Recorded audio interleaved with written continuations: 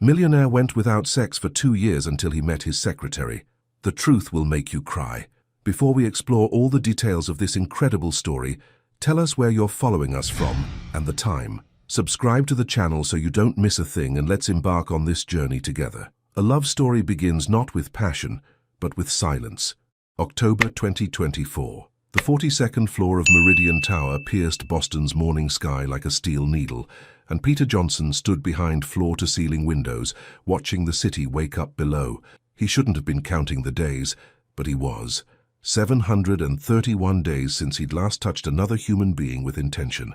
731 days since December 15th, 2022, since he'd allowed himself to feel desire, to be intimate with anyone, to remember what it meant to be a man instead of just a survivor existing in expensive suits.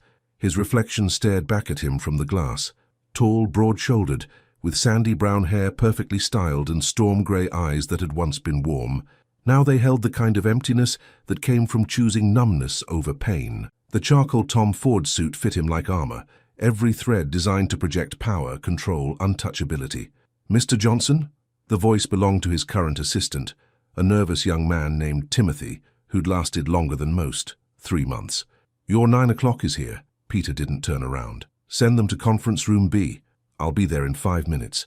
"Actually, sir, it's the interview for your new executive assistant. The agency said this candidate comes highly recommended." Executive assistant. The title felt foreign on his tongue. He'd gone through 7 assistants in 2 years, not because he was cruel, but because he was absent, distant, a ghost in an expensive suit who signed documents and attended meetings without ever truly being present. "Fine." He straightened his tie, a gesture so automatic it required no thought. Conference room A. The walk through his office suite felt longer than usual. His footsteps echoed against marble floors, past modern art he'd never really looked at, through hallways lined with awards and accolades that meant nothing to him anymore. Success without purpose, achievement without joy. Conference room. A smelled like fresh coffee and expensive leather. Peter settled into the chair at the head of the polished mahogany table, opening the candidate file without reading it. The ritual was always the same. Go through the motions, hire someone competent, maintain professional distance until they inevitably left for a position where their boss actually engaged with human beings. The door opened. "Good morning, Mr. Johnson. I'm Naomi Reed." Peter's head snapped up, and for the first time in 731 days, his carefully constructed walls trembled. She stood in the doorway with the kind of presence that filled a room without demanding attention.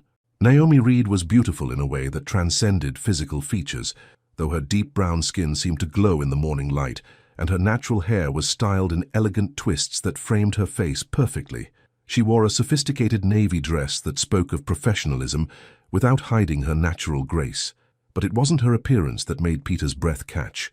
It was her eyes, deep, intelligent, and surprisingly calm. They looked at him, really looked, without the mixture of intimidation and calculation he'd grown accustomed to. There was no agenda in her gaze, no attempt to impress or seduce or manipulate, just a quiet strength that seemed to say, "I see you. Please have a seat." His voice came out rougher than intended. Naomi moved with fluid confidence, settling into the chair across from him. She folded her hands calmly, waiting, not fidgeting, not rushing to fill the silence with nervous chatter, just present. Peter realized he'd been staring and forced himself to look down at her resume. "You've worked for Hartwell & Associates for 3 years. "Yes, sir. I've handled executive operations for the senior partners there." "Why are you leaving?" The question hung in the air. Most candidates launched into rehearsed explanations about growth opportunities and challenges. Naomi was quiet for a moment, considering. "Because I believe everyone deserves to work with people who value them," she said simply. "And I think some people need that more than others." Peter's pen stopped moving across the paper. He looked up again, searching her face for hidden meaning, for the catch. There was none. "This position requires discretion," he said, testing her. "My schedule is demanding. I don't tolerate personal drama or emotional complications." "I understand." Her voice remained steady, unaffected by his cold tone. "I'm not here to complicate your life, Mr. Johnson. I'm here to simplify it." Something twisted in his chest, an unfamiliar sensation he quickly buried. "The hours are long. I work late most nights." "So do I. I don't engage in small talk. I prefer meaningful conversations anyway." I'm not, he paused, struggling with words that felt foreign. I'm not easy to work for. For the first time since entering the room, Naomi smiled. It was soft, understanding, without a trace of judgment. Mr. Johnson, she said gently, I'm not here to make you easy. I'm here to make your job easier. There's a difference. The silence stretched between them, filled with something Peter couldn't name. He found himself studying the way afternoon light caught in her eyes, the way her hands remained perfectly still, the way she seemed to breathe calm into the room just by existing in it. When can you start? The words left his mouth before he'd consciously decided to hire her. Tomorrow if you need me to. If you need me. The phrase echoed in his mind long after she'd gathered her purse, shaken his hand with surprising warmth, and walked out the door. Peter remained in the conference room for another 20 minutes, staring at the chair where she'd sat. For the first time in 731 days, he found himself thinking about tomorrow, not dreading it, not enduring it, looking forward to it, and that terrified him more than anything had in 2 years. His phone buzzed with a text from Timothy. Should I call the next candidate? Peter deleted the message without responding. Outside the window, Boston hummed with life, and somewhere in the city, Naomi Reed was probably telling someone she'd gotten the job. What she didn't know, what she couldn't know, was that she'd just walked into the life of a man who'd been holding his breath for 2 years. And for reasons he didn't dare examine, Peter Johnson suddenly felt like he might remember how to breathe again. But remembering how to breathe was only the beginning. The real question was whether he'd have the courage to let himself feel alive. Will Peter allow Naomi to break through the walls he's built around his heart? Or will his past prove stronger than his desperate need for connection? Sometimes the most powerful thing you can do is simply stay. Naomi arrived at Meridian Tower at exactly 7:30 the next morning, 30 minutes before her official start time. Not to impress, but because she'd learned that understanding someone's rhythm was the first step to supporting them effectively. And Peter Johnson was a man who clearly lived by precise rhythms. The 42nd floor was already humming with quiet activity. Through the glass walls of his corner office, she could see him at his desk, reading financial reports with the same intense focus a surgeon might reserve for a delicate operation. His coffee cup sat untouched beside his elbow, black coffee that had probably gone cold an hour ago. "You're early." Timothy appeared beside her desk, looking harried. He was 26, fresh from Harvard Business School, still optimistic enough to believe he could crack Peter's emotional code. He's been here since 6, always is." Timothy lowered his voice conspiratorially. "Fair warning, he's been through 6 assistants before you. I've lasted 3 months, which is apparently a record. The trick is not taking his coldness personally." He paused, studying her calm demeanor. "Though something tells me you already figured that out. Does he eat breakfast?" The question seemed to catch Timothy off guard. "Eat? I don't know. I don't think anyone's ever asked." Naomi nodded thoughtfully, settling into her new workspace. The previous assistant had left it impeccably organized, but completely impersonal. No photos, no plants, no trace of human warmth. Like everything else in Peter's world, it was functional and emotionless. At 8 o'clock precisely, Peter's office door opened. "Ms. Reed?" His voice carried across the space with the same controlled distance from yesterday. "I need the Hartwell contracts reviewed and the Morrison account files transferred to digital format." "Of course, Mr. Johnson." She stood, notepad in hand. "Would you prefer I work from the files here, or should I coordinate with their offices directly?"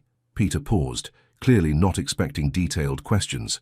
Most assistants simply nodded and figured it out later. "Directly, but handle it diplomatically. Mario Balotelli is particular about transitions."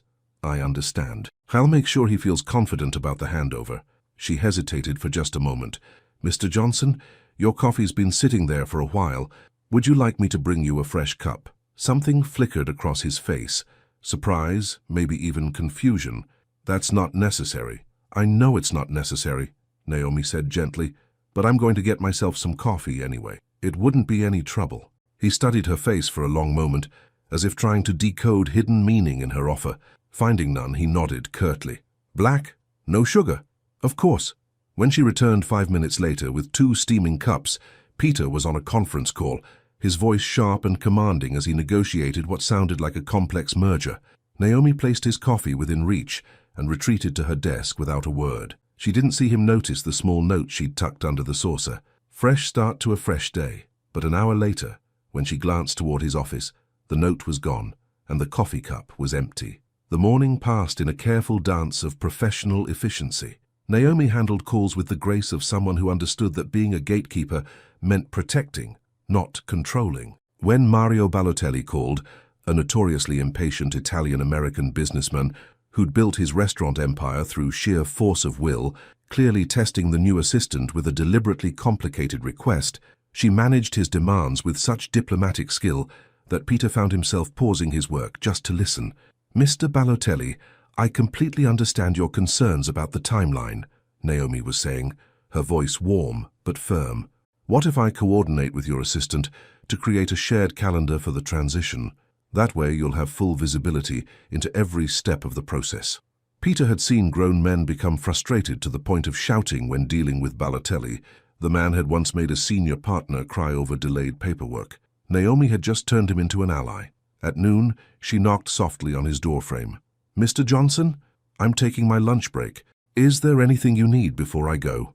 Peter looked up from his computer, realizing with surprise that 4 hours had passed without him being interrupted by incompetent questions or nervous energy. His office felt calmer than usual. "No, thank you." He glanced at his watch. "Be back by 1. "Of course." She turned to leave, then paused. "Mr. Johnson, when did you last eat something that wasn't coffee?" The question was asked so matter-of-factly, without judgment or manipulation, that Peter found himself actually considering it. When had he last eaten? "That's not your concern," he said, but without his usual edge.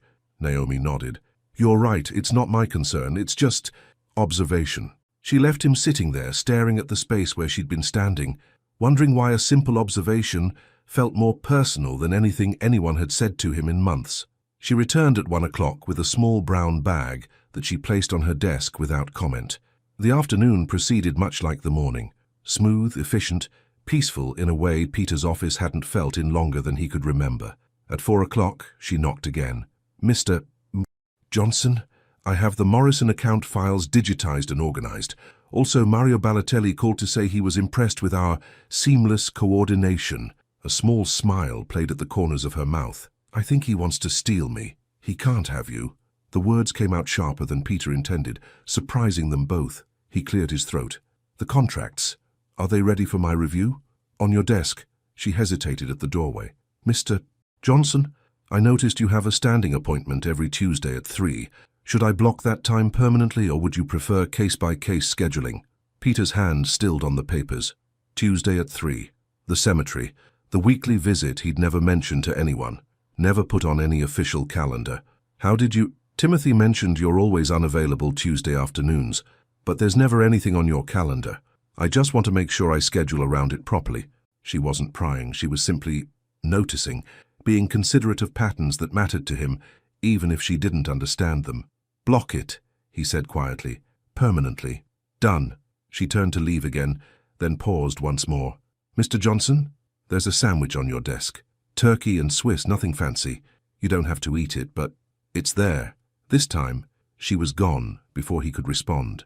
Peter sat motionless for several minutes, staring at the carefully wrapped sandwich beside his computer. When had someone last brought him food?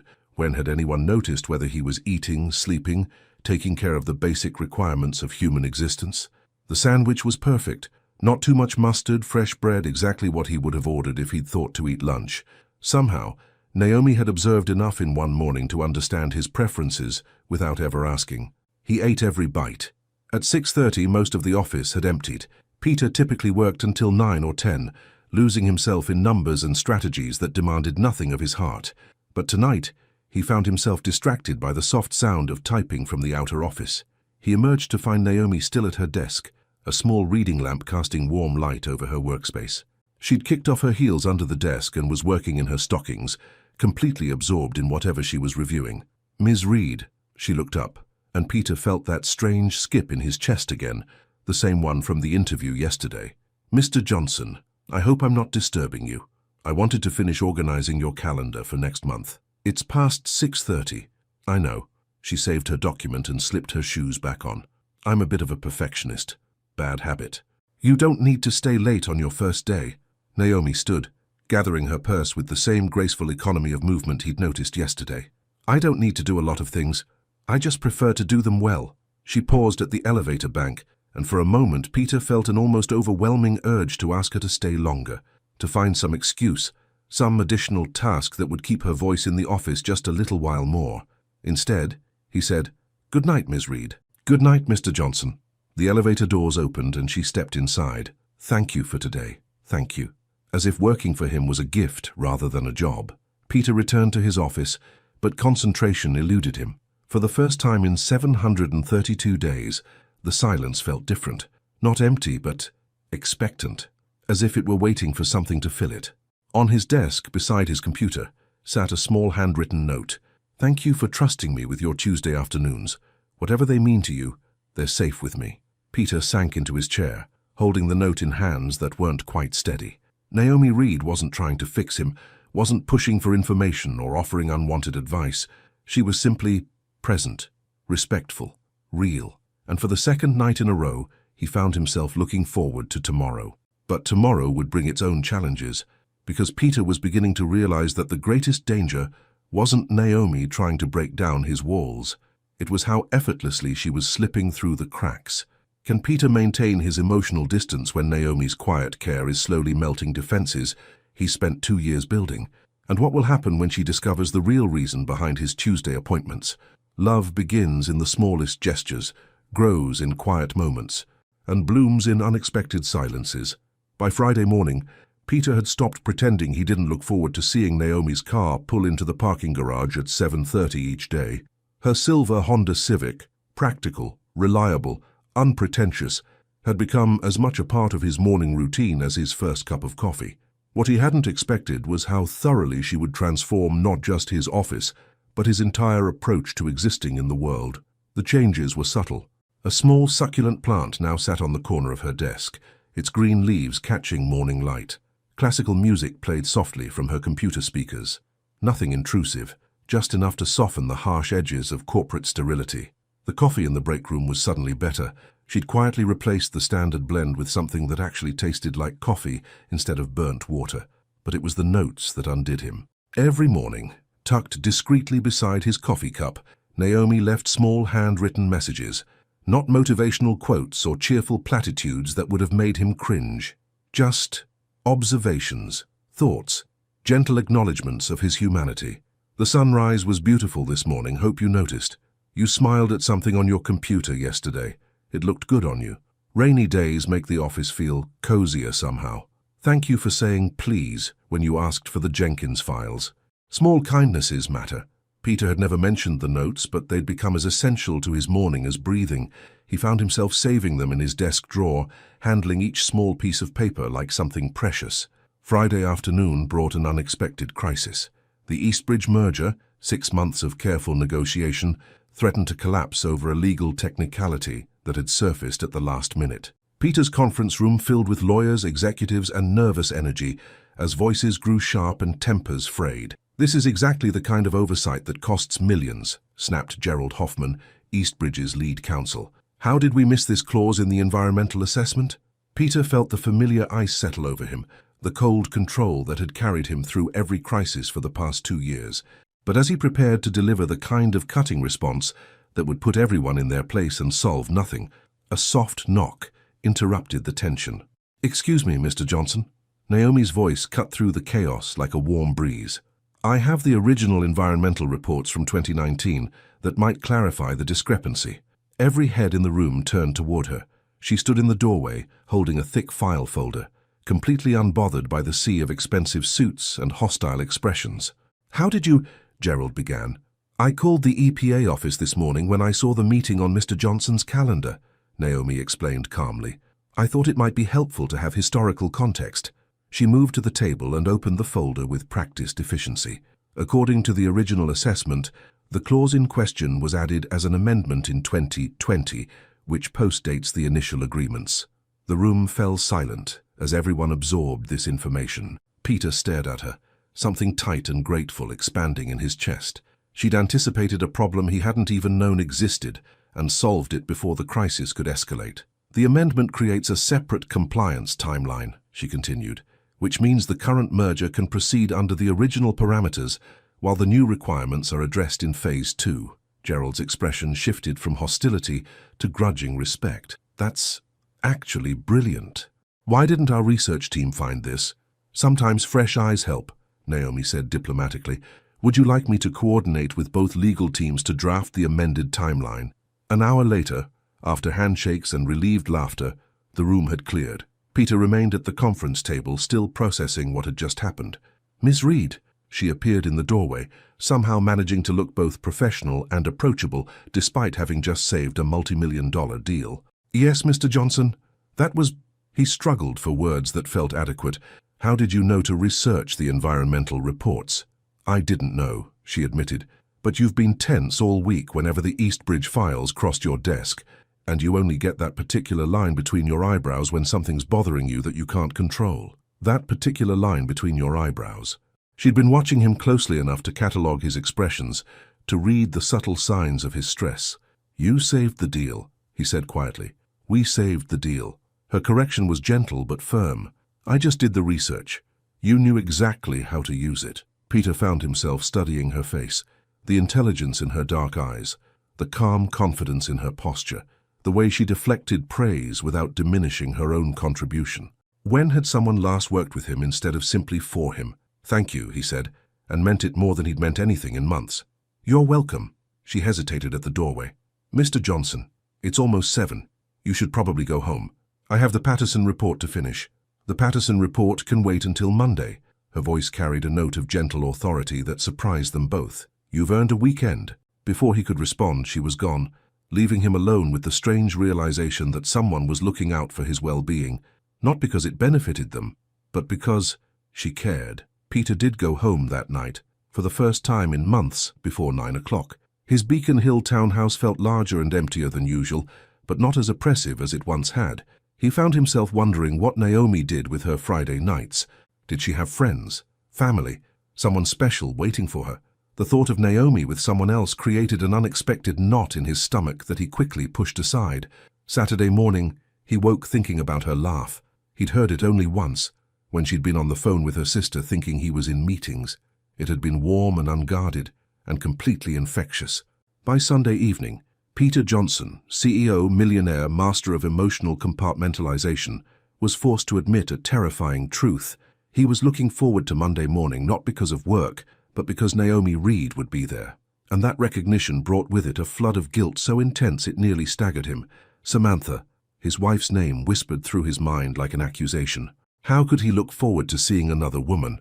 How could he find himself thinking about Naomi's smile, her voice, her gentle presence, when Samantha was cold and alone in the ground because he'd been too late to save her? Peter stood at his bedroom window, looking out at the city lights, fighting the familiar war between the man he was becoming around Naomi and the man he'd sworn to remain, loyal to a ghost, faithful to guilt, committed to emptiness as penance for his failures. But even as he made that familiar vow to maintain distance, to keep things strictly professional, to honor his wife's memory by denying himself connection, even then, he couldn't quite bring himself to throw away the small collection of handwritten notes in his desk drawer, because some part of him, the part that was slowly, dangerously coming back to life, knew that Naomi Reed wasn't trying to replace what he'd lost. She was simply trying to help him remember what it felt like to live. As Peter's walls begin to crack, his guilt grows stronger. Will his loyalty to the past prove stronger than his growing need for Naomi? And how long can she continue to care for someone who's afraid to let himself be cared for? Sometimes the loudest cry for help comes wrapped in perfect composure. Tuesday arrived with October rain drumming against the windows of Meridian Tower, and Peter sat in his office, staring at his calendar with the kind of dread that had become as familiar as his morning coffee. 3:00 p.m. The appointment that never appeared on any official schedule. The commitment that had ruled his Tuesdays for 738 days. Mount Auburn Cemetery. Section 15. The headstone that read Samantha Claire Johnson, beloved wife, in elegant script that somehow made the finality feel both more real and completely impossible. Mr. Johnson? Naomi's voice drifted through his thoughts. The quarterly reports are ready for your review. He looked up to find her standing in his doorway, and for a moment the guilt was so sharp it nearly took his breath away. How could he sit here thinking about visiting his wife's grave, while simultaneously cataloguing the way afternoon light caught in Naomi's hair? How could he feel both devastating loss and unexpected warmth at the same time. "Leave them on my desk," he said, his voice cooler than it had been in days. Something flickered across Naomi's expression. Not hurt, exactly, but recognition. She set the reports down carefully, her movements deliberate and graceful. "Is there anything else you need before this afternoon?" The question was professional, but underneath it Peter heard something else. Understanding, maybe, or patience. No. He turned back to his computer screen, dismissing her with the kind of cold efficiency he'd perfected over the past 2 years. Naomi didn't leave immediately.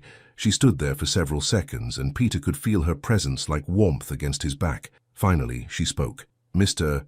Johnson, rain makes everything feel heavier sometimes, but it also makes things grow." Before he could respond, she was gone, leaving him staring at his reflection in the dark computer screen and wondering how she always managed to say exactly what he didn't know he needed to hear. At 2:45, Peter gathered his coat and headed for the elevator. He'd made this trip every Tuesday for 2 years, through seasons and weather, through good days and devastating ones. Today felt different somehow, weighted with more than just grief. "Mr. Johnson." He turned to find Naomi at her desk, watching him with those perceptive dark eyes. "Take your time," she said softly. "I'll handle everything here." She knew. Somehow, without him ever explaining, without him ever sharing the details that felt too raw to speak aloud, she understood that Tuesday afternoons weren't about business. They were about something infinitely more personal and painful. "Thank you," he managed, the words feeling inadequate for the relief that flooded through him. The drive to Mount Auburn took 23 minutes in Tuesday traffic. Peter had timed it so many times he could predict it to the minute. The cemetery gates were familiar now, as was the winding path to Section 15, as was the bench positioned exactly 12 feet from Samantha's headstone. He always sat on the bench first, never approached the grave directly. It was a ritual born of cowardice, he supposed, the need to work up courage to face the physical reality of his loss. Today, the bench was wet from rain. Peter sat anyway, letting the dampness seep through his expensive coat. "I hired someone new," he said aloud, his voice barely audible above the rain. "Her name is Naomi." The words hung in the grey air, and immediately the guilt crashed over him like a tide. Saying her name here in this sacred space of grief felt like the worst kind of betrayal. "I don't know why I'm telling you that," he continued, his voice rougher now. "Nothing's happening. Nothing will happen. I just—" What? What was he trying to say? That for the first time in 2 years, he'd caught himself laughing at something. That someone had made him remember what it felt like to be cared for. That the crushing weight of surviving felt just a little bit lighter. "She leaves me notes," he whispered. "Small things like you used to do." The comparison felt wrong the moment he made it. Naomi's notes weren't like Samantha's love letters. They were different, quieter, less romantic, more observational. Where Samantha had been fire and passion and overwhelming life, Naomi was steady warmth and gentle understanding. Peter stood abruptly, walking to the headstone with jerky, agitated movements. "I don't know what I'm doing, Sam," he said, pressing his palm against the cold marble. "I promised myself I wouldn't, that I wouldn't move on, that staying empty was the least I owed you after failing to save you." Rain mixed with something warmer on his cheeks. "But she's not trying to replace you. She's not trying to fix me, or save me, or make me forget. She's just there, and I don't know how to handle that." The cemetery was silent, except for rain on leaves and distant traffic. No divine wisdom, no signs, no clear path forward. Just Peter, standing in the rain, talking to marble and earth and memories. "What am I supposed to do?" he asked the headstone, the sky, the universe that had taken everything good from his life, and then, inexplicably, sent him Naomi Reed. No answer came. But for the first time in 2 years, Peter found himself wondering if maybe, the question itself was progress. When he returned to the office at 4:30, soaked and emotionally drained, Naomi didn't comment on his appearance or ask intrusive questions. She simply handed him a steaming cup of coffee and a small towel. "The Henderson meeting got moved to tomorrow," she said matter-of-factly. "And Mario Balotelli called to confirm Thursday's lunch. I told him you'd call back in the morning." Peter accepted the coffee gratefully, wrapping his cold hands around the warm ceramic. "Thank you. Of course." She turned to leave, then paused. "Mr. Johnson? There's soup in the break room, tomato basil. I thought—" Well, it seemed like a soup kind of day. She disappeared before he could respond, and Peter found himself standing in his office, holding coffee that tasted like comfort. thinking about soup made by someone who noticed when he needed warmth. An hour later, when he ventured to the break room, he found a thermos of soup waiting on the counter with another small note. Some Tuesdays are harder than others. You don't have to carry everything alone.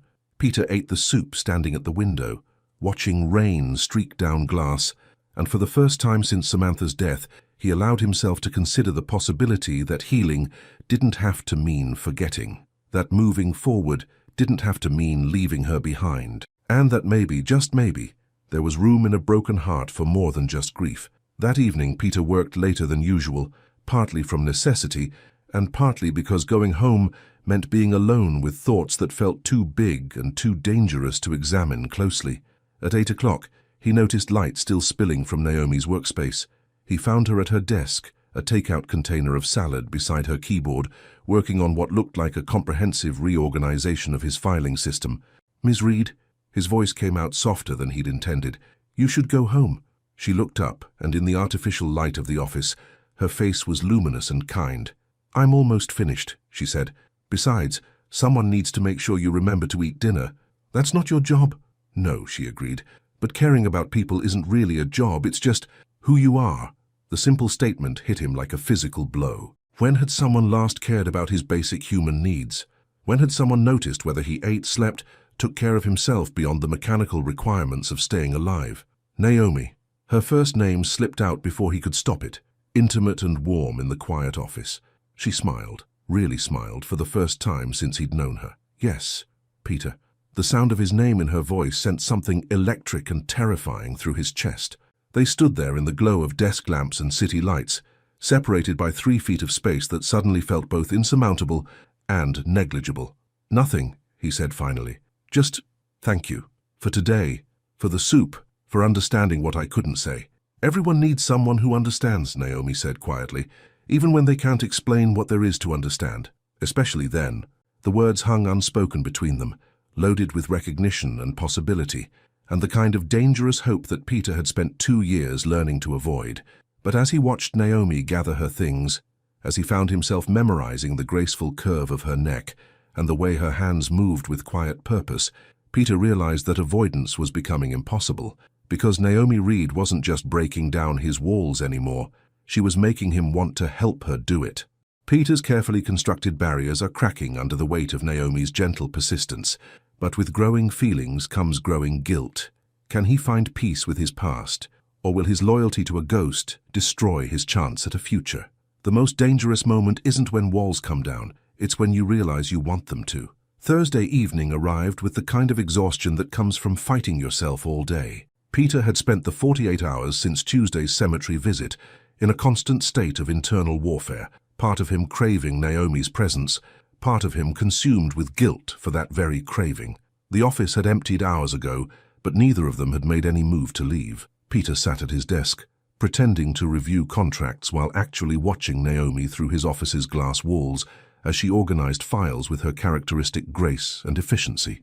She'd changed from her heels into comfortable flats at some point during the day, a small detail that felt absurdly intimate to witness. Her hair had loosened slightly from its morning style, soft tendrils framing her face as she worked.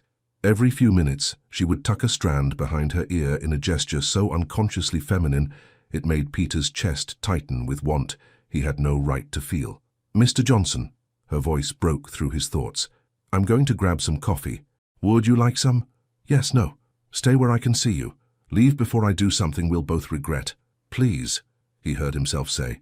Minutes later, Naomi appeared in his doorway carrying 2 steaming mugs, her presence filling the space with warmth that had nothing to do with the coffee. She set his cup on the desk with careful precision, and when her fingers accidentally brushed his, Peter felt electricity shoot up his arm. She noticed. He saw it in the slight widening of her eyes, the soft intake of breath. For a moment they both stared at their hands, hers still extended, his wrapped around the warm ceramic, the space between them charged with possibility. Naomi. Her name came out rougher than he intended, and she looked up to meet his gaze directly. "Yes?" The simple word hung between them, loaded with invitation and question, and something that felt dangerously close to permission. Peter started, then stopped, lost in the depths of her dark eyes.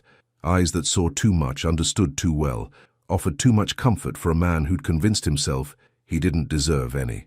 "You can tell me," she said softly, settling into the chair across from his desk. "Whatever it is, I'm not going anywhere. I'm not going anywhere." The promise hit him like a physical blow. When had someone last said that to him and meant it? When had someone last offered to stay through whatever storm he might bring?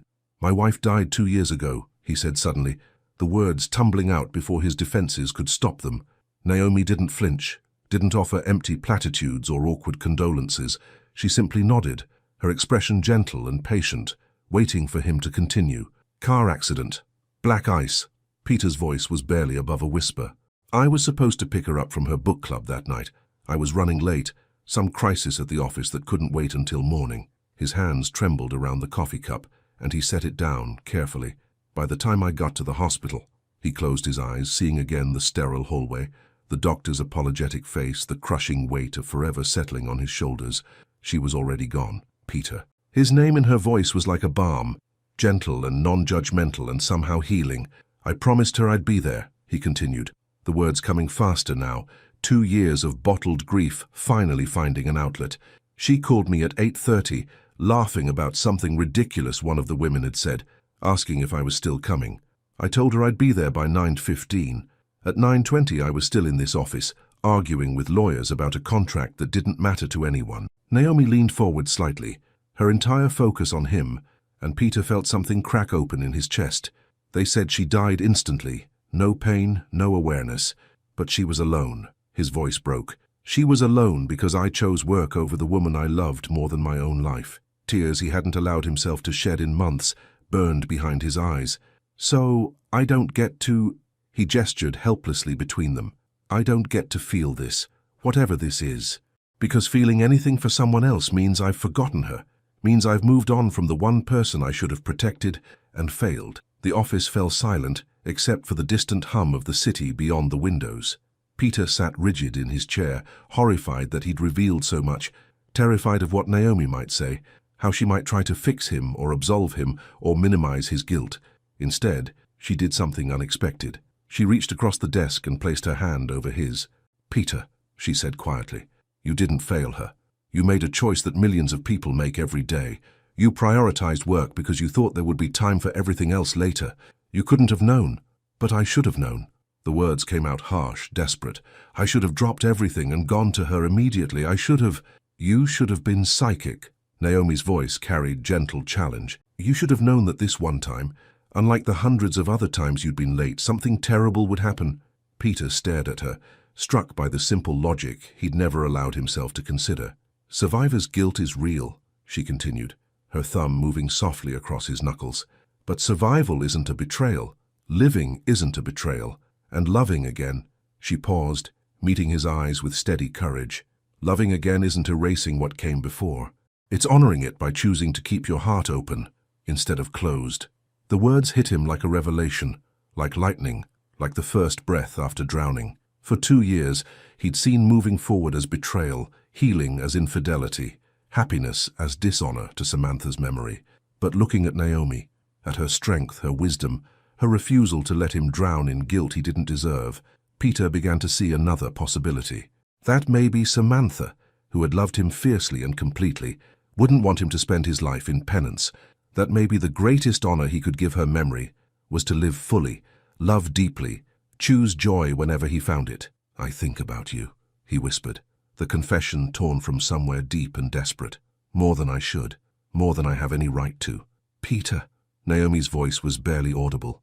He stood abruptly, moving around the desk until he was standing directly in front of her chair. She looked up at him with those intelligent, compassionate eyes, and Peter felt himself drowning in want and guilt and terrifying, overwhelming need. "I think about touching you," he continued, his voice raw with honesty. "I think about what it would feel like to kiss you, to hold you, to make love to you. I think about waking up next to you and falling asleep with your body against mine. And then I hate myself for those thoughts because they feel like cheating on a ghost, like betraying 2 years of celibacy that felt like the only way to honor what I lost."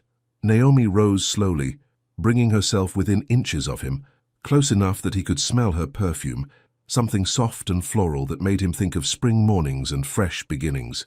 "She's not a ghost, Peter," Naomi said gently. "She was a real woman who loved you, and real love doesn't demand that you stop living when it ends. It asks you to keep living in honor of what you shared." They stood there in the golden light of desk lamps and city glow, close enough to touch, separated by grief and guilt, and 2 years of carefully constructed walls. Peter could feel Naomi's warmth, could see the pulse beating gently at the base of her throat, could sense the invitation in her stillness. All he had to do was lean forward. Just a few inches, and he could taste her lips, could lose himself in the promise of healing she represented. Instead, he stepped back. "I can't," he whispered, the words like broken glass in his throat. "I'm sorry, Naomi. I thought I could, but I can't. Not yet. Maybe not ever." Something flickered across her face. Disappointment, maybe, or understanding, or both. But when she spoke, her voice remained steady and kind. "I'm not going anywhere, Peter," she said again. "When you're ready, if you're ever ready, I'll be here." She gathered her purse with quiet dignity, pausing at his office door. "Take care of yourself tonight," she said softly. "And remember, healing isn't betrayal. It's courage." Then she was gone, leaving Peter alone with the scent of her perfume and the echo of words that felt like both salvation and impossibility. He wanted to heal. God. He wanted to heal more than he'd wanted anything in 2 years. But wanting something and believing you deserved it were two entirely different things. Peter has finally opened his heart to someone, but can he open it to himself? As Naomi's patience and wisdom plant seeds of healing, will Peter find the courage to choose life over guilt? Or will his loyalty to the past destroy his chance at a future? Sometimes love means knowing when to step forward and when to simply remain. Friday morning arrived with Peter already regretting everything he'd revealed the night before. He sat in his car in the parking garage for 15 minutes, gripping the steering wheel and staring at the elevator bank, consumed by a shame so intense it made his chest ache. What had he been thinking? He'd laid himself bare in front of Naomi.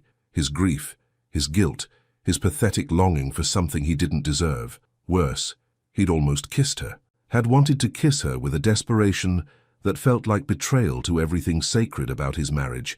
The smart thing would be to request a transfer for her, find some diplomatic way to move her to another department, another floor, another building if necessary. Put distance between himself and the woman who somehow made him forget all the reasons he needed to stay buried in grief. But when the elevator doors opened on the 42nd floor and he saw Naomi at her desk, hair pulled back in an elegant twist, reading glasses perched on her nose as she reviewed what looked like budget reports, Peter's resolution crumbled like tissue paper. She looked up as he passed, offering the same warm professional smile she'd given him every morning for 3 weeks. No awkwardness, no pointed questions, no attempt to leverage the emotional intimacy he'd foolishly shared. "Good morning, Mr. Johnson," she said, her voice carrying exactly the right note of respectful friendliness. "Your coffee's on your desk, and I've prioritized the morning's calls by urgency. Mr. Johnson." Back to formal address, as if last night's Peter had never happened, as if he hadn't confessed his deepest shame and nearly kissed her in a moment of weakness he'd replay with mortification for months. "Thank you," he managed, his voice stiffer than he intended. Relief and disappointment warred in his chest as he closed his office door and settled at his desk. The coffee was perfect, exactly the right temperature, exactly the right strength. Beside it sat a small stack of documents and a handwritten note. "Today is a new day. Yesterday's courage doesn't have to become today's regret." Peter stared at the note for several minutes, something tight in his throat. She knew. Somehow she understood exactly what he was feeling. The shame, the second-guessing, the urge to retreat back into safe emotional numbness. And instead of calling him on it or pushing for more intimacy, she was simply reassuring him that it was okay to feel conflicted. The morning progressed with Peter making a deliberate effort to maintain professional distance.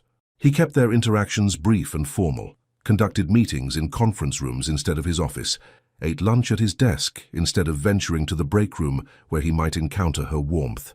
It was a strategy that might have worked if Naomi had cooperated by being hurt or demanding explanations for his sudden coldness. Instead, she seemed to understand exactly what he was doing and responded by giving him space while still maintaining her gentle presence. When he snapped at her for a filing error that wasn't actually her fault, she simply said, "Of course, Mr. Johnson, I'll correct that immediately," without a trace of wounded pride. When he deliberately avoided eye contact during their afternoon project review, she focused on her notes with professional attention, never trying to force intimacy he wasn't ready for. And when he made the mistake of glancing up during a particularly difficult phone call to find her quietly organizing his schedule with competent grace, the look of understanding in her eyes nearly undid his carefully constructed emotional barriers. By late afternoon, Peter's internal war had reached a breaking point. Part of him was grateful for Naomi's emotional intelligence, her ability to read his needs and respond accordingly. Part of him was frustrated that she wasn't making it easier to push her away. And part of him, the part he was trying desperately to ignore, wanted nothing more than to walk to her desk, take her face in his hands, and finish what they'd almost started the night before. At 4:30, his resolve finally cracked. "Ms. Reed," he called from his office doorway. "Could you come in here, please?"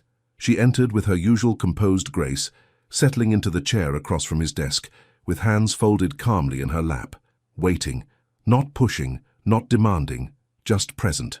"About last night," Peter began, then stopped, struggling with words that felt simultaneously necessary and impossible. "What about it?" Naomi's voice was gentle, curious, without a trace of judgment or expectation. "I shouldn't have. I crossed a line, professionally and personally. It won't happen again." She was quiet for a long moment, studying his face with those perceptive eyes. "Is that what you think happened?" she asked finally. "That you crossed a line? I told you things I had no business sharing. I made you uncomfortable."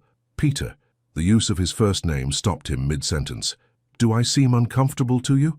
He looked at her, really looked, taking in her relaxed posture, her steady gaze, the complete absence of tension or distress in her expression. "No," he admitted quietly. "Then maybe the line you think you crossed doesn't actually exist." She leaned forward slightly, her voice becoming softer. "Maybe what happened last night wasn't unprofessional behavior. Maybe it was two human beings connecting on a level deeper than work assignments and coffee preferences. Naomi, I'm not asking you for anything," she continued, her words carefully chosen. "I'm not pushing for confessions or demanding explanations, or trying to force intimacy you're not ready for. I'm simply here, doing my job, caring about your well-being, because that's who I am." Peter felt something crack in his chest, a hairline fracture in the wall he'd been trying to rebuild since morning.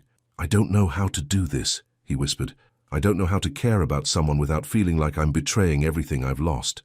"You don't have to know," Naomi said gently. "I'll just have to be willing to figure it out as you go, one day at a time, one moment at a time." She stood gracefully, smoothing her skirt with hands that remained perfectly steady.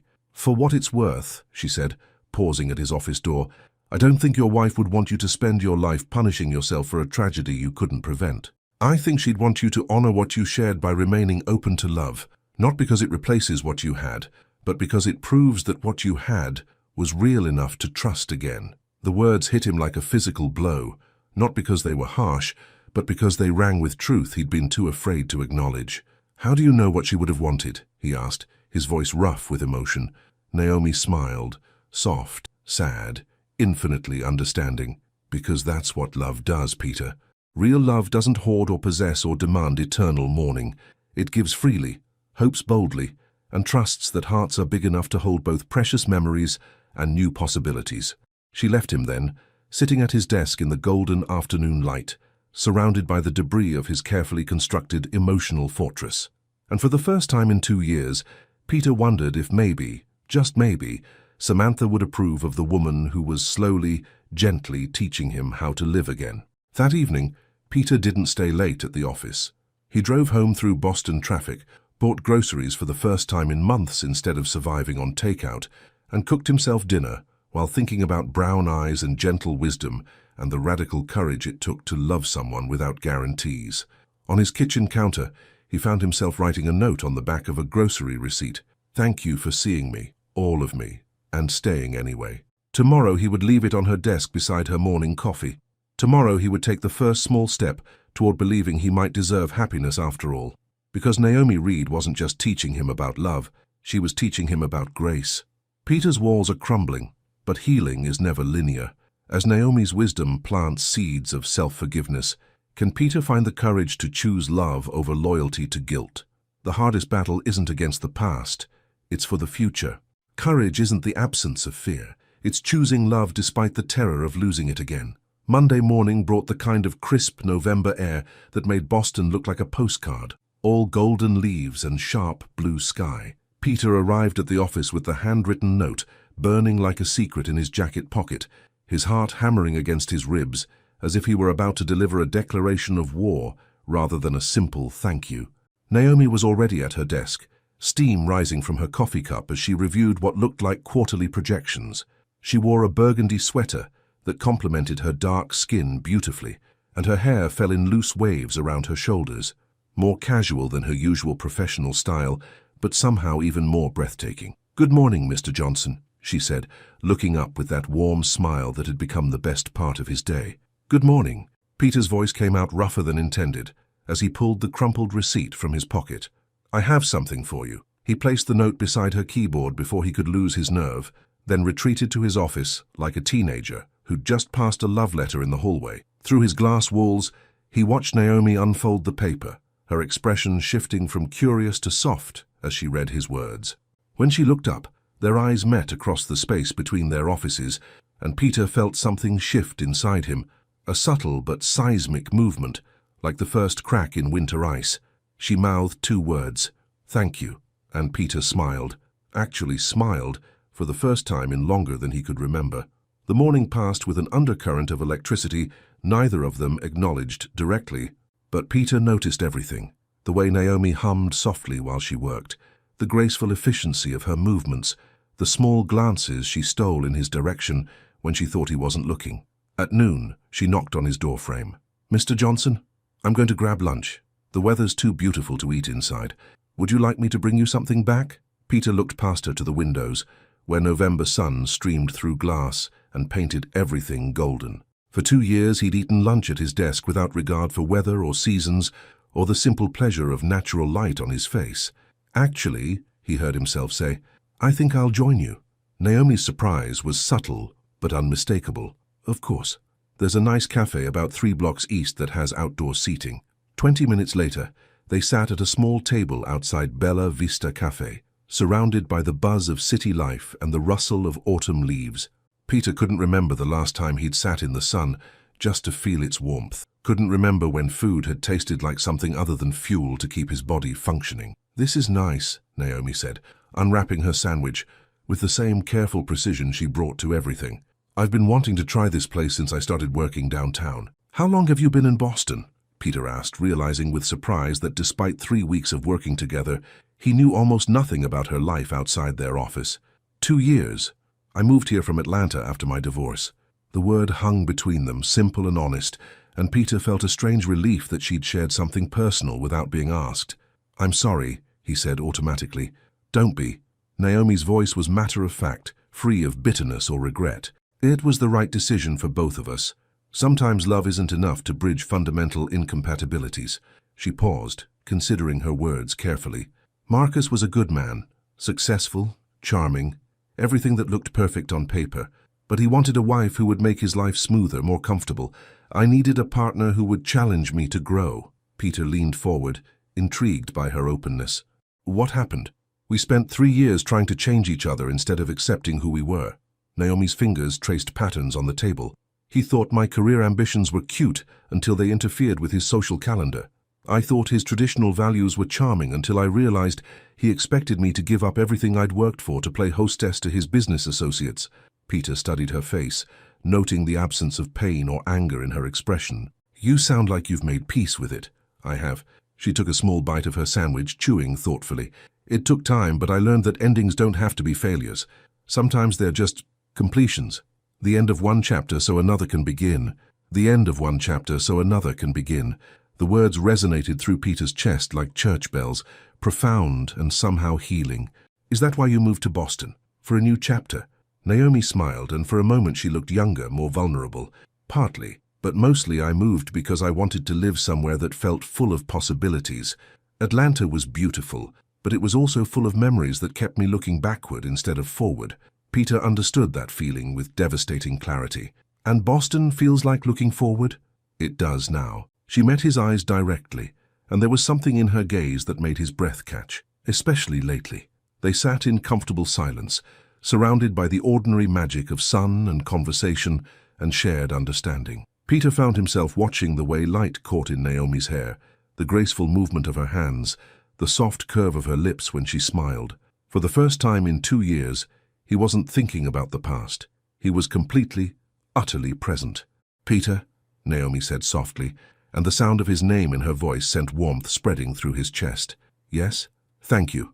For the note this morning. For lunch. For—" she paused, searching for words. "For letting me see who you really are underneath all that careful control. I don't feel very controlled around you," he admitted, the honesty surprising them both. "Good." Her smile was radiant, transformative. "Control is overrated anyway."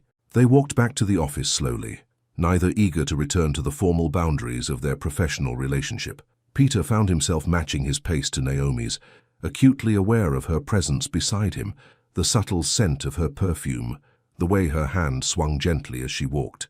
In the elevator, they stood closer than necessary, and Peter felt the warmth radiating from her body like a promise. "Naomi," he said, as the floors ticked by. "Yes?" He turned to face her fully, taking in the intelligence in her dark eyes, the gentle curve of her mouth, the patient kindness that had somehow broken through defenses he'd thought were impenetrable. "I want to try," he said quietly.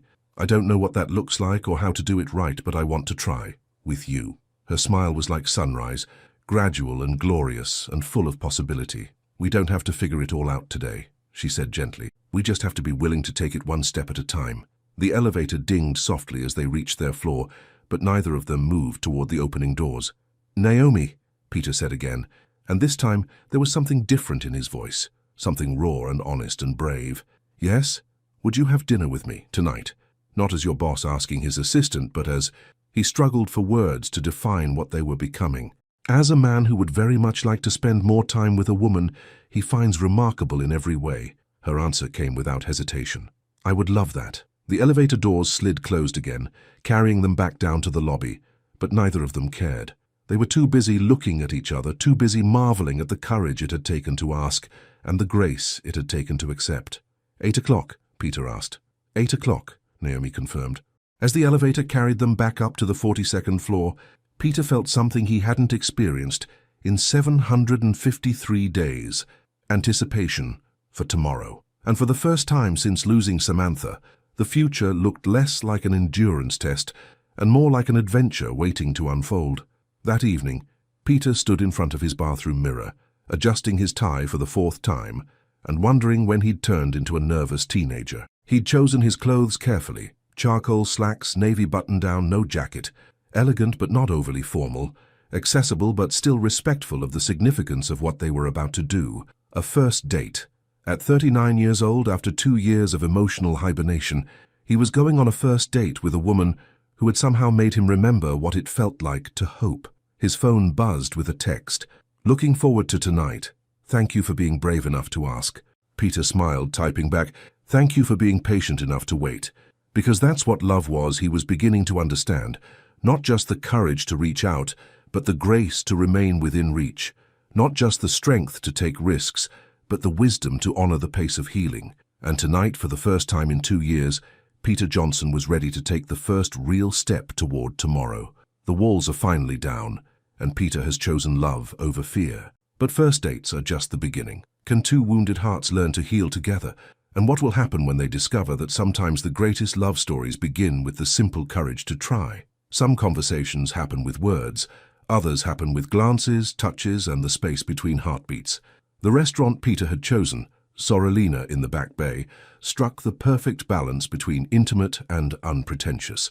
Warm lighting, exposed brick walls, and the soft murmur of conversation created an atmosphere that felt both sophisticated and comfortable. He arrived 15 minutes early, partly from nervousness and partly because he wanted to compose himself before seeing Naomi outside the familiar territory of their office. At exactly 8 o'clock she appeared in the doorway, and Peter felt his breath catch in his throat. She wore a midnight blue dress that skimmed her curves with elegant simplicity, her hair falling in soft waves over one shoulder. But it wasn't just her beauty that stopped him. It was the way she carried herself, confident and graceful, with a subtle radiance that seemed to light the room from within. Their eyes met across the restaurant, and Naomi smiled, Not the professional smile he'd grown accustomed to, but something warmer, more personal, full of anticipation and gentle joy. "Hi," she said as she reached his table, her voice softer than usual, intimate in a way that made his pulse quicken. "Hi, yourself?" Peter stood to pull out her chair, a gesture that felt both natural and significant. "You look—" He paused, searching for words adequate to describe how stunning she was. Beautiful doesn't even begin to cover it. A blush crept across her cheeks, and Peter marveled at how different she seemed in this setting, still poised and intelligent, but with a vulnerability that made her even more captivating. "You clean up pretty well yourself," she said, taking in his appearance with obvious appreciation. Without the armor of his business suit, wearing just dark jeans and a soft grey sweater, Peter felt more like himself than he had in years. Younger somehow, hopeful. They ordered wine, a bottle of Chianti that the sommelier recommended, and settled into conversation with the ease of two people who'd been circling each other's thoughts for weeks. "I have to admit," Naomi said, her fingers tracing the rim of her wine glass, "I've been wondering what you're like outside that office, whether the man I've been getting glimpses of is real or just wishful thinking on my part." Peter felt heat creep up his neck. "Wishful thinking?" Her eyes danced with mischief. "The man who notices when I change my coffee brand, who reads my notes even when he pretends not to, who gets that little line between his eyebrows when he's worried about someone else's well-being instead of his own." "You've been studying me," Peter said, surprised by how pleased rather than uncomfortable that made him feel. "Guilty as charged." Naomi leaned forward slightly, resting her chin on her hand.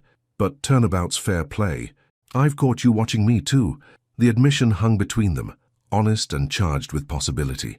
"I have been watching you," Peter said quietly. "From the moment you walked into that conference room, I haven't been able to stop watching you. The way you move, the way you think, the way you make everything around you feel calmer somehow. Is that what I do?" Her voice was barely above a whisper.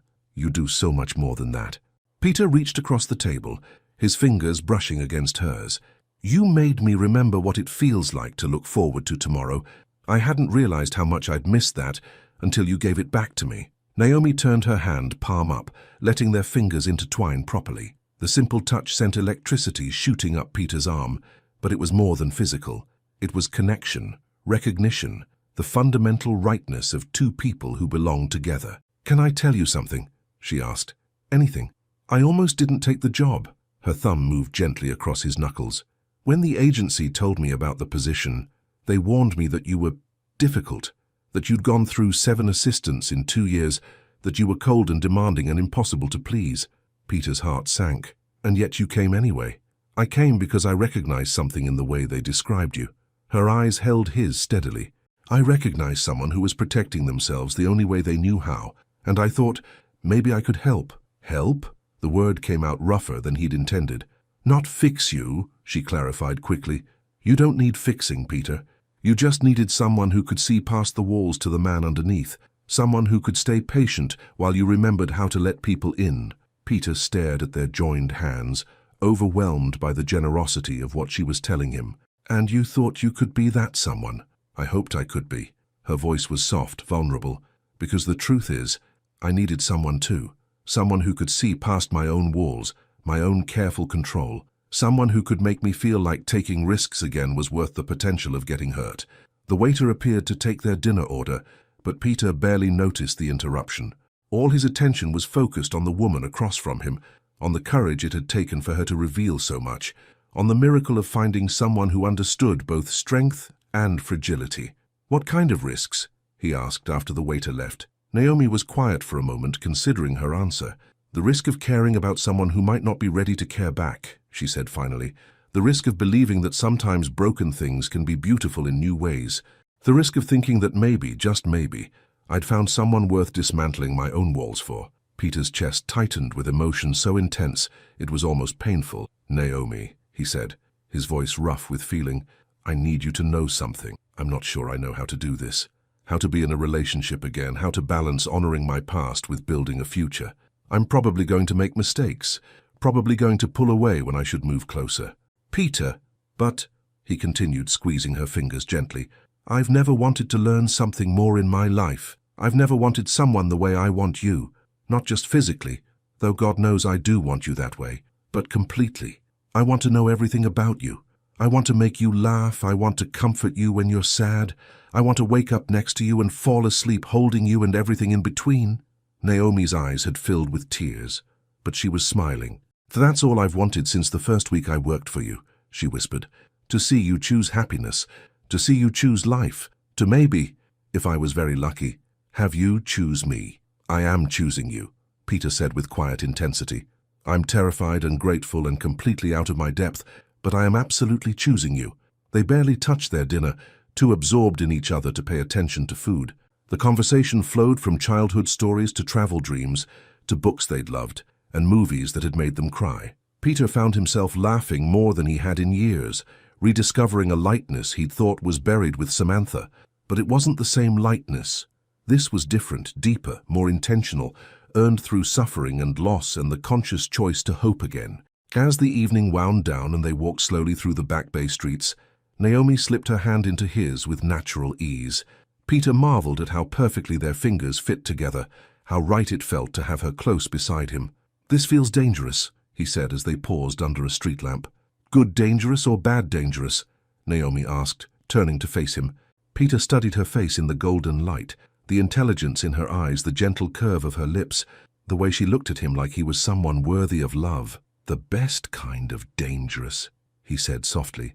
"The kind that makes you realize you haven't really been living until now." Naomi stepped closer, close enough that he could feel the warmth of her body, could smell the subtle scent of her perfume. "Peter," she whispered. "Yes? Kiss me, please." He didn't need to be asked twice.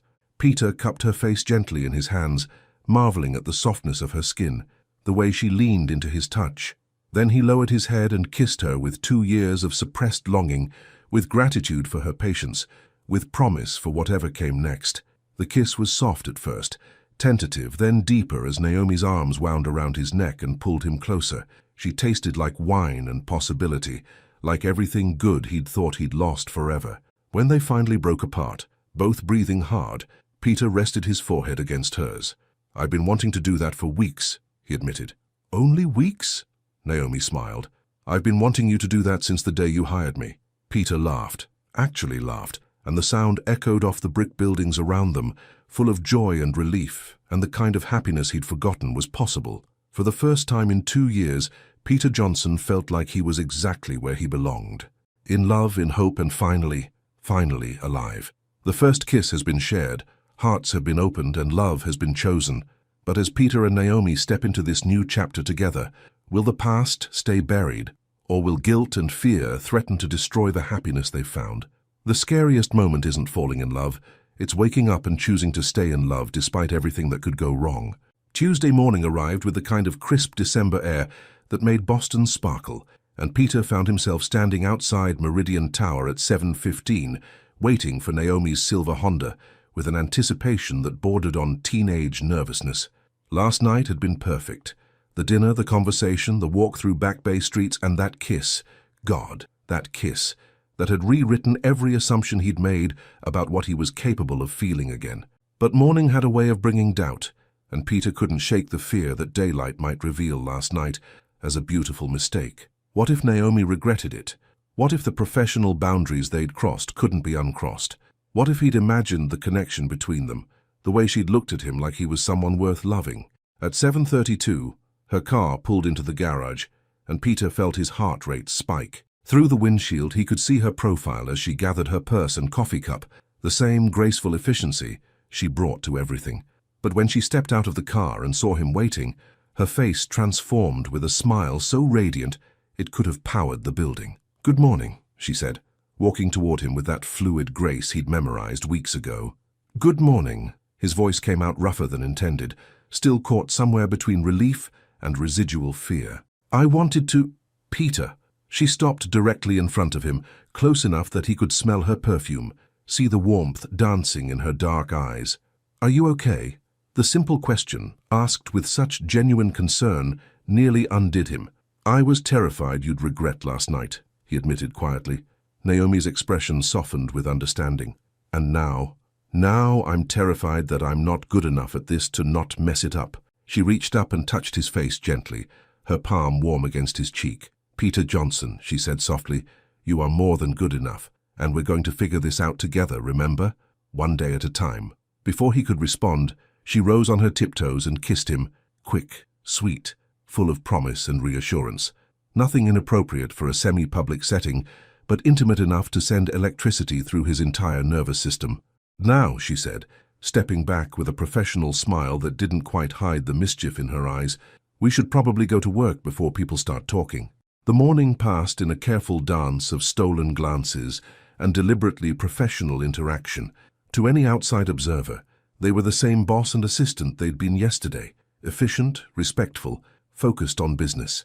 But Peter felt the undercurrent of new intimacy in every exchange, the secret knowledge of how Naomi's lips felt against his, how she'd looked at him like he was everything she'd ever wanted. At 11:30, she knocked on his office doorframe with the quarterly budget reports. "Mr. Johnson, these need your signature before the board meeting." "Of course." He took the papers from her, their fingers brushing briefly. The contact lasted less than a second, but it was enough to remind him of how those same fingers had felt, threading through his hair last night. "Will there be anything else?" she asked, her voice perfectly professional. "Actually, yes." Peter set the reports aside and looked at her directly. "Would you close the door, please?" Naomi did as requested, then turned back to face him with raised eyebrows. "Ms. Reed," he said formally, then paused, his mouth quirking into a smile. "I find myself in an unprecedented situation." "Oh?" "I appear to have developed rather strong feelings for my assistant. Quite unprofessional of me." "Scandalous," Naomi agreed, fighting to keep her expression serious. "What do you intend to do about this situation, Mr. Johnson?" "I was thinking I might ask her to dinner again. Tonight, if she's available." "I'm sure she is." Naomi's professional facade cracked slightly. "She's been hoping you'd ask." Peter stood and walked around his desk until he was close enough to take her hands in his. "I know this is complicated," he said quietly. "The work situation, the fact that I'm still figuring out how to do this, how to balance what we're building with what I've lost. But Naomi, I want to try so badly it scares me." "Me too," she whispered. "It scares me too, but good things often do." He was about to kiss her again when his phone buzzed with an incoming call. The name on the screen made his blood freeze. Dr. Elizabeth Harper, Samantha's oncologist, the woman who'd fought beside them through 18 months of treatments, who'd been there the night Samantha died, who only called on one day each year, December 15th, the anniversary. Peter stared at the phone, paralyzed by the sudden collision of past and present. How could he have forgotten?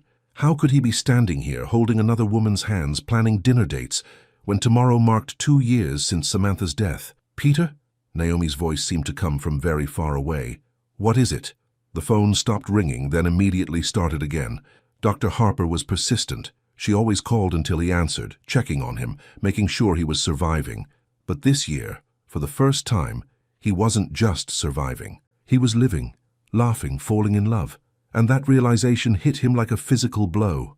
"I have to—" Peter stepped away from Naomi, putting distance between them as guilt crashed over him like a tide. "I'm sorry. I have to take this." He grabbed the phone and walked to the window, turning his back to her. "Dr. Harper." "Peter, dear, how are you?" The older woman's voice was warm with familiar concern. "Dr."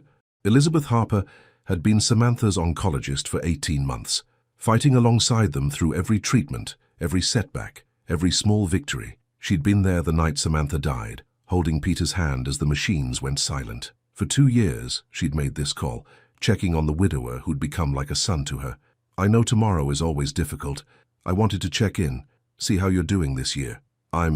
Peter glanced back at Naomi, who stood perfectly still by his desk, her face carefully neutral despite the obvious confusion in her eyes.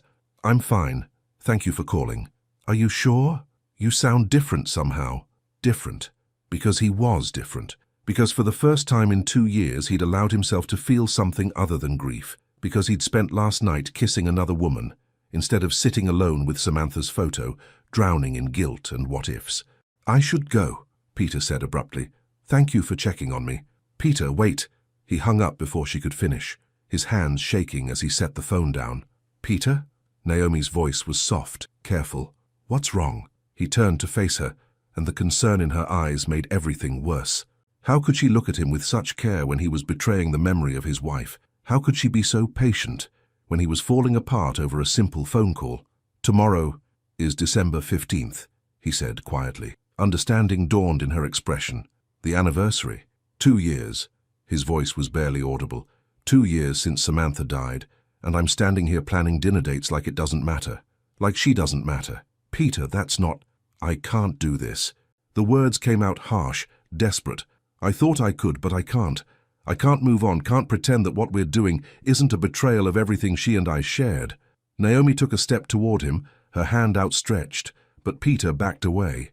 I'm sorry, he said, his voice breaking. I'm so sorry, Naomi. You deserve someone who can love you completely, without reservations, without guilt, someone who isn't haunted by ghosts. Peter, please, I think it would be best if you transferred to another department, he continued, each word feeling like broken glass in his throat. I'll make sure it comes with a promotion, an increase in salary. You won't be punished for my inability to keep personal and professional separate. The silence that followed was deafening. Naomi stood frozen for several seconds, her face cycling through hurt, disappointment, and finally a kind of resigned understanding that somehow made it worse. If that's what you want, she said quietly, it is. The lie felt like acid on his tongue, but Peter forced himself to maintain eye contact, to let her see the coldness he was projecting, even though it was tearing him apart inside. I'll submit the request this afternoon, she said, her voice steady despite the pain he could see in her eyes. I assume you'll want the transition completed as quickly as possible. Yes. Naomi nodded once, professionally, then walked toward the door with the same grace she'd shown since the first day she'd walked into his life. At the threshold, she paused without turning around. For what it's worth, Peter, she said softly, I don't think loving again dishonors what you had with Samantha. I think it honors it by proving that what you shared was real enough to trust again. Then she was gone, leaving Peter alone with his guilt, his fear, and the crushing realization that in trying to protect Samantha's memory, he'd just destroyed his chance at happiness. And for the first time since her death, Peter wondered if maybe some betrayals were worse than others. Maybe the greatest betrayal wasn't moving on from love. Maybe it was refusing to, when love offered itself again. Peter has chosen fear over love, past over present. As the anniversary of Samantha's death approaches and Naomi prepares to leave his life forever, will Peter find the strength to fight for what matters most? Or will guilt rob him of the future Samantha would have wanted him to have? Sometimes the greatest act of love isn't holding on, it's knowing when to release what's gone so you can embrace what's possible. December 15th arrived with a Boston blizzard that seemed designed to match Peter's internal storm. He stood at his bedroom window at 5:47 a.m., watching snow erase the familiar landscape, making the world look foreign and new. 2 years. 730 days since Samantha's last breath, since the machines went silent, since his world ended in a sterile hospital room that smelled of antiseptic and broken dreams. But today, instead of the familiar ritual of grief, the flowers, the cemetery visit, the evening spent drowning in guilt, Peter felt something different.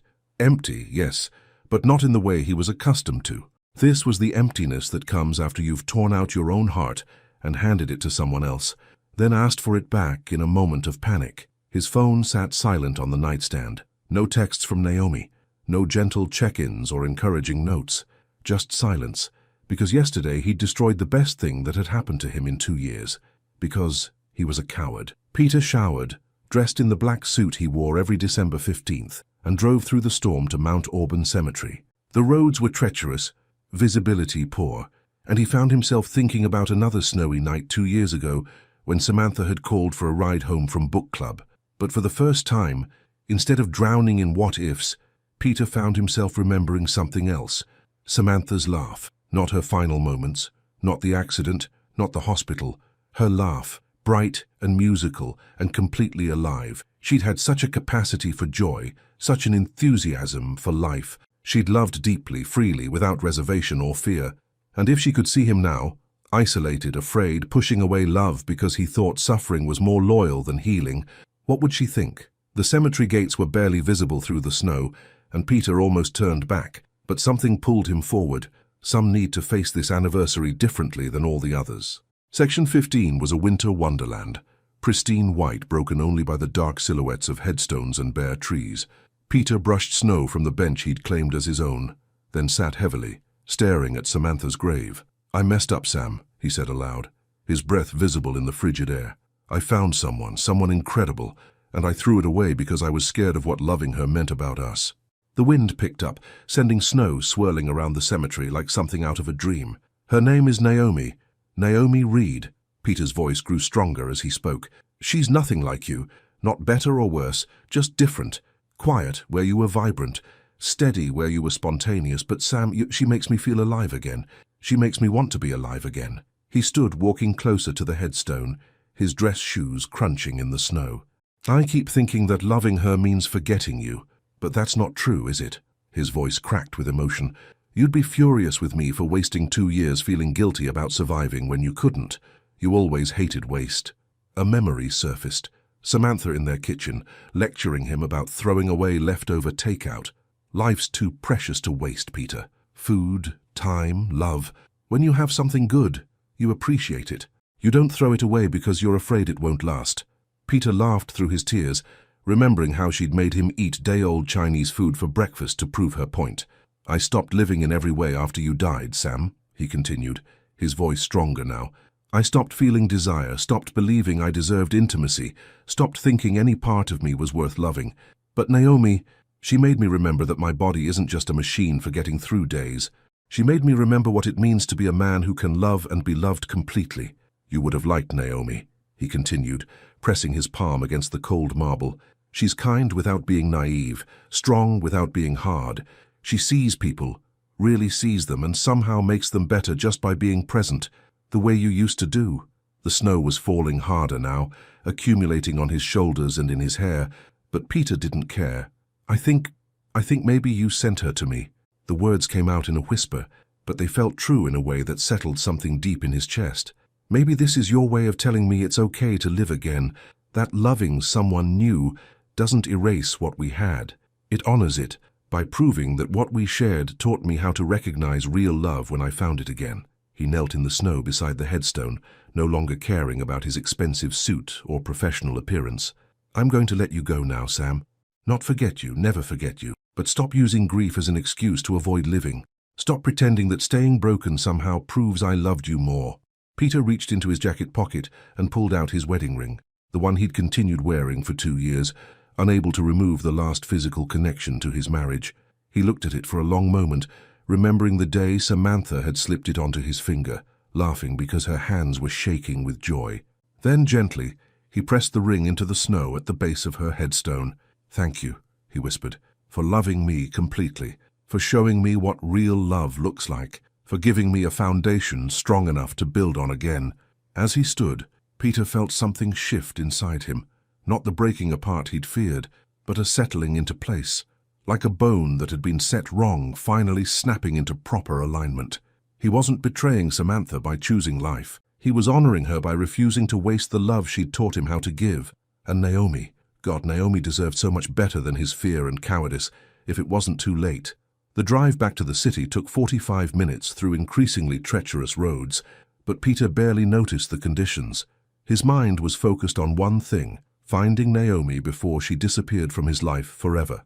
He tried calling her cell phone from the car, straight to voicemail. Tried the office, no answer. Finally, he called Timothy. Mr. Johnson, are you okay? The office is closed today because of the storm. Timothy, I need Naomi Reed's home address. It's urgent. Sir, I'm not sure I'm authorized to... Please. Peter's voice broke slightly. I made a terrible mistake, and I need to fix it before I lose the best thing that's happened to me in years. A pause. Then, Beacon Hill, 423. Charles Street, apartment 3B. 20 minutes later, Peter stood outside a charming brownstone, soaked from the snow and shaking with something that had nothing to do with cold. Her car was in the small parking area behind the building. She was home. He climbed 3 flights of narrow stairs, his heart pounding harder with each step. At apartment 3B he paused, gathering courage he wasn't sure he possessed. Then he knocked. Footsteps approached, a security chain rattled, and the door opened to reveal Naomi in sweatpants and an oversized sweater, her hair pulled back in a messy bun. She looked beautiful and comfortable, and completely shocked to see him. Peter? Her voice was carefully neutral. What are you doing here? I came to apologize, he said simply, and to ask if it's too late to be the man you deserve instead of the coward I've been. Naomi studied his face, taking in his snow-dampened hair, his dress clothes, the vulnerability he was no longer trying to hide. You're soaked, she said finally. "Come in before you freeze to death." Her apartment was small but warm, filled with books and soft lighting and the kind of personal touches that made a space feel like home. Peter stood dripping in her entryway, suddenly uncertain how to begin. "Today was the anniversary," he said quietly. "I know." Her voice was gentle. "How was it?" "Different." Peter ran a hand through his wet hair. "I went to see Samantha, and for the first time, instead of asking her to forgive me for surviving, I asked her to forgive me for not really living." Naomi's expression softened slightly, but she remained where she was, not making this easier for him. "I took off my wedding ring," Peter continued, "left it with her, not because I don't love her anymore, but because I finally understand that loving you doesn't diminish what I felt for her. It proves that what she taught me about love was real enough to recognize when I found it again." "Peter, I love you." The words came out in a rush, desperate and completely honest. "I love your strength and your patience and the way you see beauty in broken things. I love how you make me want to be better than my grief, stronger than my guilt. I love that you never tried to fix me. You just stayed present while I remembered how to fix myself." Naomi's eyes filled with tears, but her voice remained steady. "What changed? Yesterday you said I deserved someone without ghosts." "I realized that ghosts aren't the problem," Peter said quietly. "Fear is. And I'm tired of being afraid. I'm tired of choosing safety over happiness, past over future, guilt over love." He took a step closer, close enough to see the flecks of gold in her dark eyes. "I can't promise I won't have bad days. I can't promise I won't sometimes struggle with survivor's guilt or the complexity of loving again. But I can promise that I want to figure it out with you. I can promise that you'll never have to compete with my past, because you are my future." For a long moment they stood in the warm glow of her apartment, snow still melting in Peter's hair, hope and heartbreak balanced on the edge of her response. Then Naomi stepped forward and took his face in her hands. "Peter Johnson," she said softly, "you are the most stubborn, impossible, wonderful man I've ever met. And yes, I'll help you figure it out. On one condition. Anything. Next time you get scared, next time the guilt tries to convince you that loving me is somehow wrong, you talk to me instead of pushing me away. Because we're partners now, which means we face the difficult stuff together." "It's our partners," Peter repeated, the words settling into his chest like a promise. "Partners," Naomi confirmed, then rose on her tiptoes to kiss him. This kiss was different from their first, deeper, more certain, flavored with the salt of tears and the sweetness of second chances.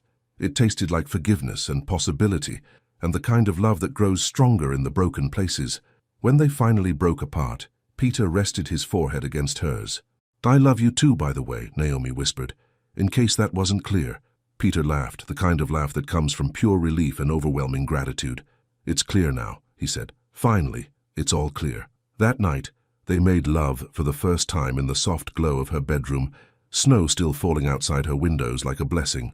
Peter's hands shook as he touched her, not from nervousness but from the overwhelming realization that he was alive again, that his body remembered how to feel pleasure, how to give it. "Are you sure?" Naomi whispered against his lips as they lay together afterward, her fingers tracing gentle patterns on his chest. "I've never been more sure of anything in my life," Peter said, pulling her closer. For 2 years, he'd believed that desire had died with Samantha. But lying there with Naomi in his arms, her heartbeat steady against his side, he understood the difference between ending and transformation. This wasn't betrayal. This was rebirth. Outside, the storm raged on, but inside Naomi's warm apartment, two people who had found each other despite impossible odds, held each other close and planned a future neither had dared to dream possible. Because sometimes the greatest love stories begin not with a meeting, but with a choice. The choice to love anyway. The choice to try again. The choice to believe that broken hearts can heal in beautiful, unexpected ways. Peter has finally chosen love over fear, future over past. But how will this new beginning unfold? What will their life together look like as they build something beautiful from the pieces of their separate healing journeys? 4 years after loss, 2 years after love. Love isn't about finding someone to complete you. It's about finding someone who inspires you to complete yourself. December 15th, 4 years after Samantha's death, 2 years after their reunion. The morning sun streamed through the windows of their Beacon Hill home, the same brownstone where Peter had stood soaked and desperate 2 years ago, begging for a second chance. Now it was their home, filled with a careful blend of Samantha's memory and Naomi's warmth. past love and present joy existing in perfect harmony. Peter woke to the sound of coffee brewing and soft humming from the kitchen. Even after 2 years of marriage, the simple pleasure of waking up next to Naomi never lost its wonder. She lay beside him, dark hair spread across the white pillowcase, one hand resting on the gentle curve of her belly where their daughter grew, due in spring, a season that felt symbolic of everything they'd built together. Their physical intimacy had been a journey of rediscovery. Those first months after their reunion, Peter had approached lovemaking with the reverence of a man who'd forgotten his own capacity for passion. Naomi had been patient, gentle, helping him understand that desire wasn't betrayal. It was celebration of being alive. "Good morning, beautiful," he whispered, pressing a gentle kiss to her temple. Naomi stirred, smiling before her eyes even opened. "Good morning yourself. How did you sleep?" "Better than I have any right to." Peter's hand joined hers on her belly. "How's our little girl this morning?" "Active. I think she's going to be a morning person like her daddy." Peter marveled at the ease of it, this domestic bliss he'd never expected to experience again, the way Naomi had seamlessly woven herself into his life without erasing what came before. Samantha's photo still sat on the mantel, but now it was surrounded by pictures of their wedding, their honeymoon in Tuscany, quiet moments that told the story of healing and hope. Their first year of marriage had been a delicate dance of grief and growth. Peter had his difficult days, moments when survivor's guilt would crash over him without warning, but Naomi had learned to recognize the signs, the way he'd go quiet during dinner, how he'd stare out windows lost in memory. She never pushed, never demanded explanations. She simply made herself available, a hand on his shoulder, a cup of tea placed silently beside him, her presence steady as a lighthouse. And slowly, Peter had learned to share those dark moments instead of drowning in them alone. He'd learned that healing wasn't linear, that loving Naomi didn't diminish what he'd felt for Samantha, and that happiness wasn't a betrayal of the past. It was a promise to the future. "I want to visit Samantha today," Peter said quietly. "With you, if you're comfortable with that." It had taken him 6 months after their reunion to suggest bringing Naomi to the cemetery. She'd said yes without hesitation, understanding that honoring his past was part of loving his present. Of course. Naomi turned to face him fully, her eyes soft with understanding. "I think she'd want to meet the baby anyway, don't you?" The casualness with which she included Samantha in their family narrative still amazed Peter. There was no jealousy, no competition, just acceptance that love expands rather than divides. Later that afternoon, Mount Auburn Cemetery. The December day was crisp but clear, a stark contrast to the blizzard of 2 years past. Peter and Naomi walked hand in hand through section 15, their breath visible in small puffs, as they approached the familiar headstone. Someone had placed fresh flowers on Samantha's grave. Dr. Harper, most likely, still making her annual pilgrimage. Peter smiled, touched by the continued connection. "Hello, Sam," Peter said softly, settling onto the bench with Naomi beside him. "I brought someone special to meet you." Naomi squeezed his hand, a gesture of comfort and solidarity. "This is Naomi, my wife." The words still felt miraculous on his tongue. "I know you two would have been friends. She has your strength, your ability to see the best in people, even when they can't see it themselves." A gentle breeze rustled the bare branches above them, and Peter took it as acknowledgement. "We're having a baby in April," he continued, "a little girl. We're naming her Hope." He paused, emotion catching in his throat. "Hope Samantha Johnson Reed, because that's what Naomi gave me. Hope. And that's what you taught me, that love doesn't end when life does." Naomi leaned into him, her hand protective over their growing child. "I want you to know," Peter said, his voice stronger now, "that loving Naomi hasn't diminished what we had. If anything, it's made me understand the magnitude of what you gave me. You loved me so completely, so fearlessly, that even after you were gone, the love remained. It taught me to recognize real love when I found it again." He pulled out a small wrapped package from his jacket pocket, a tradition they'd started last year. "From both of us," he said, placing it near the headstone. Inside was a photo from their wedding day, Peter and Naomi laughing as they cut their cake, pure joy radiating from both their faces. "I thought you'd want to see how happy we are," Peter whispered, "how happy you helped make us." They sat in comfortable silence for several minutes, the late afternoon sun casting long shadows across the cemetery. Finally, Naomi spoke. "Thank you, Samantha," she said softly, "for loving him so well that he knew how to love me. for making him the man who wasn't afraid to grieve completely and heal completely, for teaching him that hearts are big enough for both precious memories and new dreams. Peter felt tears slip down his cheeks, not tears of grief anymore, but tears of gratitude for the complicated beauty of it all. As they walked back to their car, Naomi suddenly stopped. "Peter," she said, her voice filled with wonder. "What is it? Do you feel that?" She took his hand and pressed it against her belly. For a moment, Peter felt nothing. Then, a gentle flutter, like butterfly wings against his palm. Their daughter, moving for the first time he could feel. "She's saying hello," Naomi whispered. Peter laughed through his tears, overwhelmed by the perfection of the moment. Here, in the place where he'd learned to let go of the past, he was feeling the first signs of their future. "Hello, sweetheart," he said to Naomi's belly. "We can't wait to meet you." As they drove home through the Boston streets, Christmas lights beginning to twinkle in the early dusk, Peter reflected on the journey that had brought them here. The grief that had nearly destroyed him, the love that had saved him, the courage it had taken to choose hope over fear. "Do you ever regret it?" he asked Naomi as they sat in traffic. "Taking a chance on someone so broken?" Naomi turned to look at him, her eyes bright with love and certainty. "Peter Johnson," she said firmly, "you weren't broken. You were healing. There's a difference, and I've never regretted loving someone brave enough to heal." Later that evening, their Beacon Hill home was warm with golden light and the smell of dinner cooking.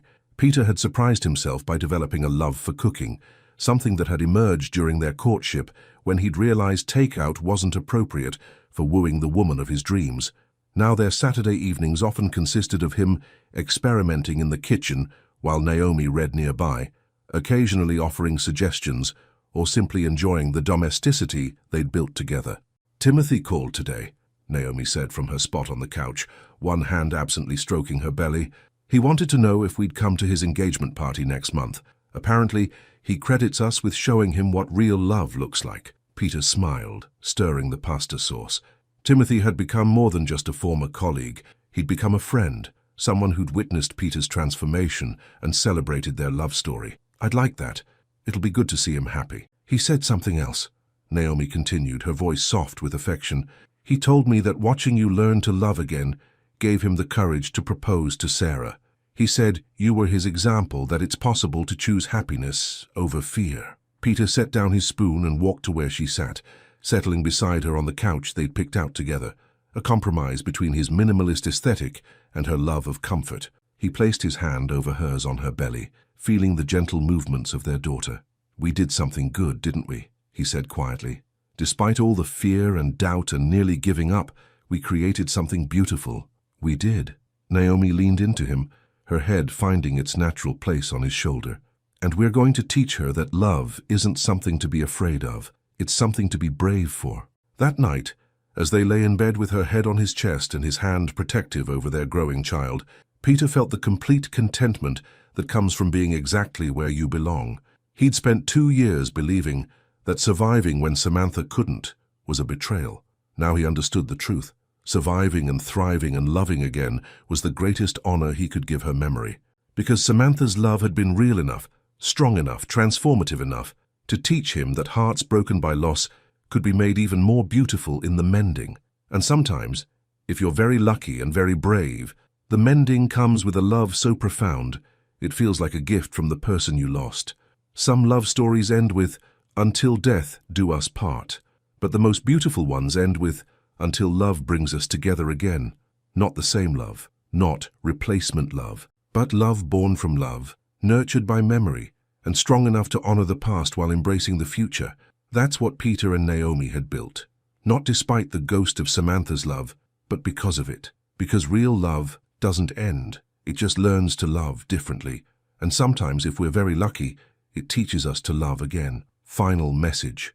Sometimes the greatest tragedy isn't losing someone you love. It's refusing to love again when your heart is ready to heal. Peter Johnson spent 2 years believing that loyalty meant staying broken. Naomi Reed taught him that true loyalty means becoming whole enough to love fully again. Their story reminds us that healing isn't betrayal, moving forward isn't forgetting, and opening your heart to new love doesn't diminish what came before. It honors it by proving that real love creates more love, not less. In a world that often mistakes suffering for devotion, Peter and Naomi chose something braver. They chose to believe that hearts are big enough for both precious memories and beautiful new possibilities. Their love didn't erase the past. It transformed it into a foundation strong enough to build a future on. Because that's what love does when we let it. It heals, it grows, and it teaches us that the most profound way to honor what we've lost is to remain open to what we might still find. Sometimes the most beautiful love stories begin not with once upon a time, but with once more with courage. A question for your heart. If you found yourself in Peter's position, torn between loyalty to a lost love and the possibility of new happiness, what would you do? Would you have the courage to choose healing over guilt, future over past, love over fear? Your thoughts and reflections mean everything. Please share what this story stirred in your heart. The end. Thank you so much for watching until the end. If you enjoyed this story, don't forget to subscribe to the channel, leave a like, and comment your thoughts. Your participation is very important to us. See you next time.